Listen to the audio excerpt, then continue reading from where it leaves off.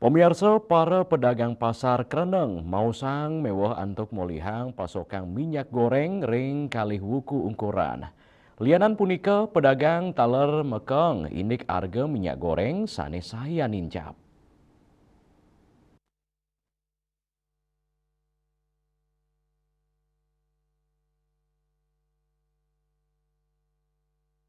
Sawetara pedagang pasar Kereneng Mausang, arangyane kewentanan minyak goreng sampun kerasayang, dawa kali wuku ukuran, pikobat inucap ngawinang stok ring distributor utawi pedagang pasar Mawates.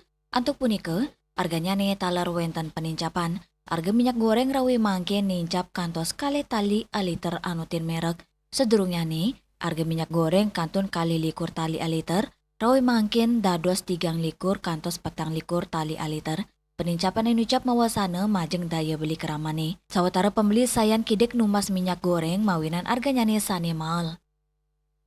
Lumayan jadinya naik karena barangnya banyak yang kosong. Ya naik dari 1.000, 2.000. Berapa jual per liternya? Kalau per liternya itu kita ngambilnya itu hampir 22, kita jual 23 sampai 24. Udah 2 mingguan, kalau Sanko udah sebulanan lah langka.